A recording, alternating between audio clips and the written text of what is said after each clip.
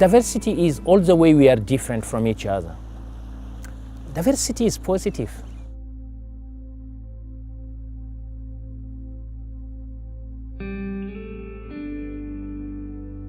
And I stayed awake late thinking about this interview. How can what I say have an impact? When I see a person on the street, I think, by the grace of God, there go I, that could have been me. I grew up in Syria, and Syria is a little bit different from here because all people in Syria are just Syrian and speak Arabic. I like to look at everybody as an individual, right? And I want to work with them at their comfort level. I'm finding people more accepting these days than when I came here 10, 12 years ago when I started coming to Victoria. However, Victoria is a clique city, and every immigrant will tell you that it's not easy to break into the community.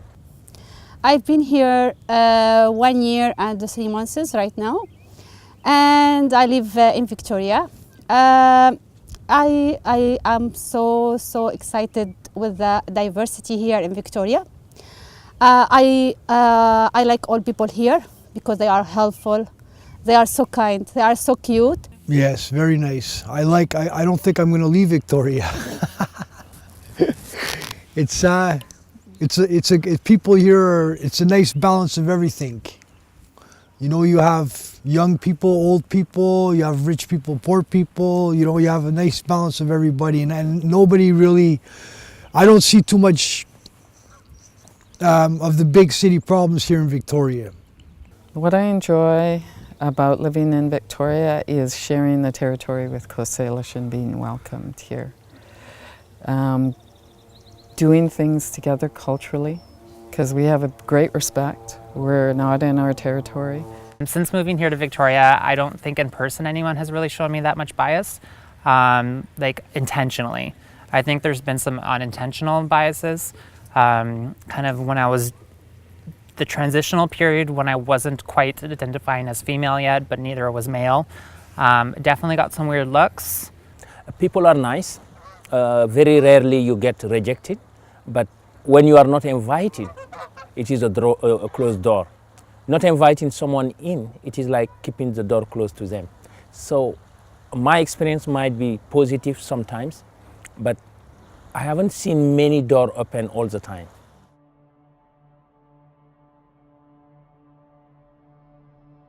I'm from the Kwakwaka'wakw Nation, and I grew up in Alert Bay, but have been living in the Coast Salish territory for many years. Discrimination in our community was big. We were never allowed to question a white person. We were pinched in our private areas. We were hit over the head with bells. This is in supposedly public school. We were walloped with straps, leather straps,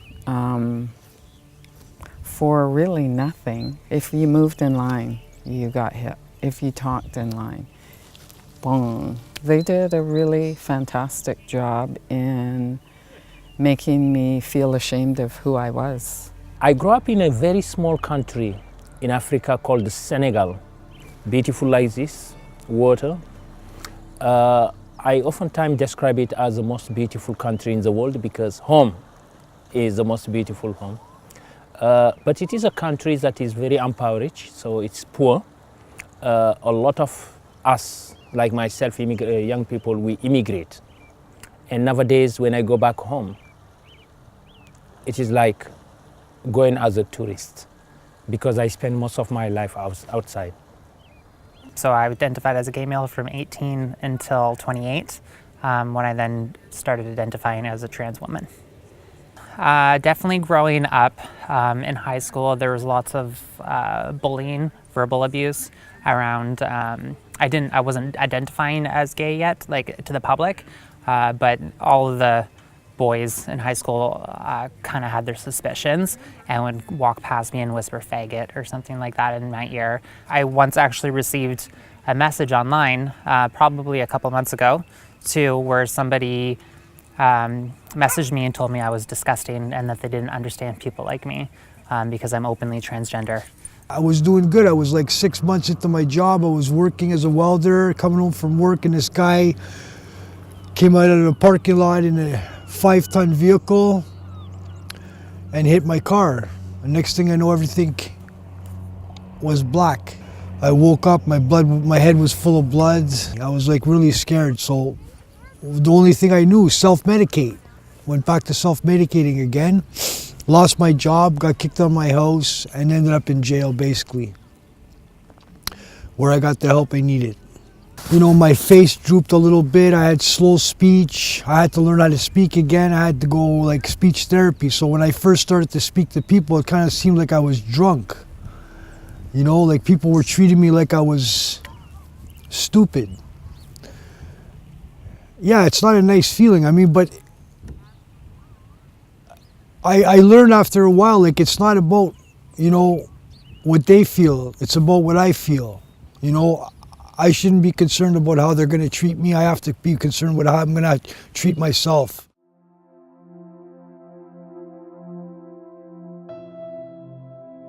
It's quite amazing. I didn't really know how much racism was alive. I'm a parent who's had to advocate for my children for years, including myself. It's alive and it's really strong. It's so deep, because I've asked my daughter, do you think racism will ever go away? She goes, unfortunately, Mom, no. Really, my brother said if people are tired of hearing about racism, imagine how tired we are of all the years we've put up with it. Racism, sometimes I am very sad when I see someone who show racism. It is a disease. It is a mental poverty. It is an intellectual poverty. So you have to be kind to the racists. They need to be educated. They need to be taken care of. We have to keep being patient. But I actually lost it once because you get questions like, how do we talk to Native people? They really need our help.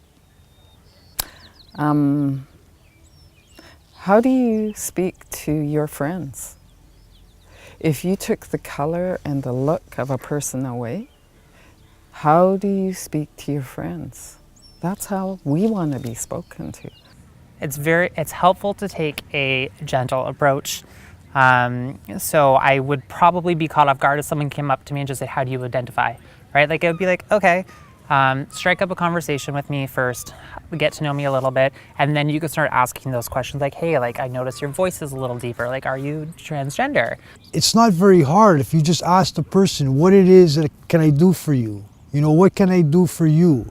So I look at it as when somebody's in front of me and they're sick, it doesn't matter what they have, whether it's cancer, brain injury, mental illness, drug addiction, I will treat that person how I would want to be treated, and I would try to figure out what it is the person needs, and I would try to help. We are here as a Muslim, as a Syrian people.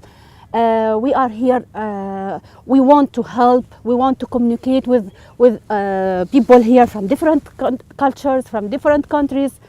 And for me, I like all people here. I want to talk with all people. And I want to help if I can.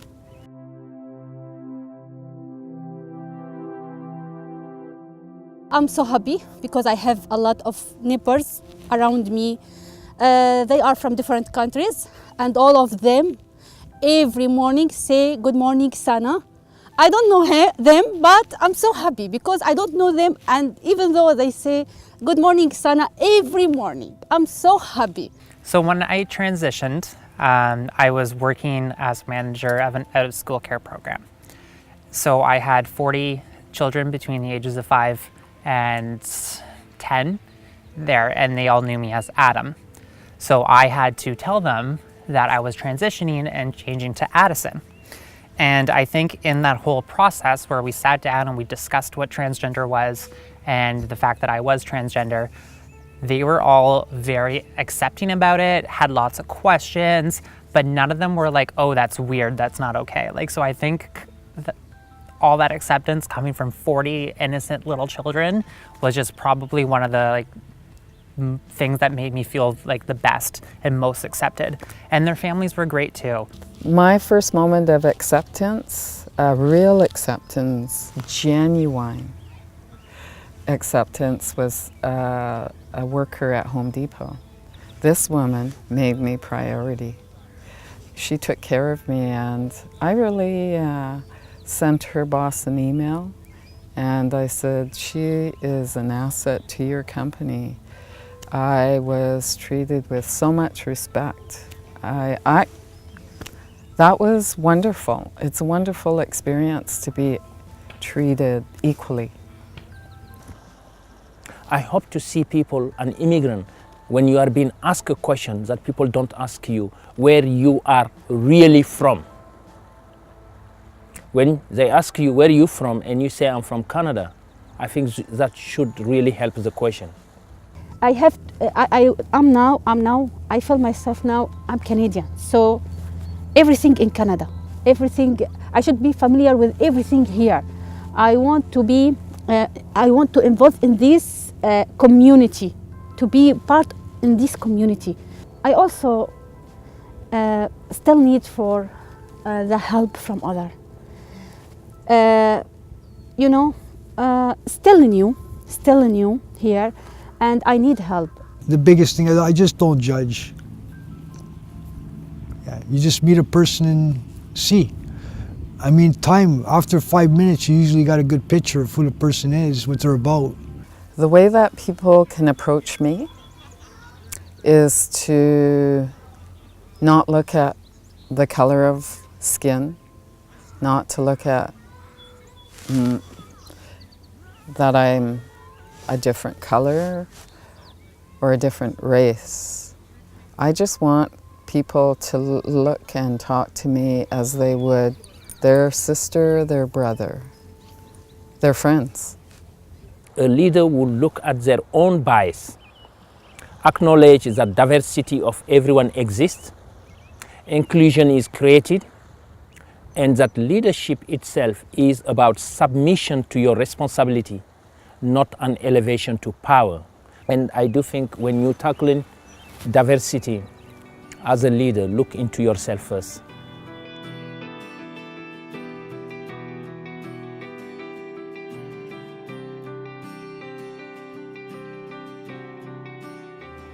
That's why diversity is all the way we are different, but also we are similar.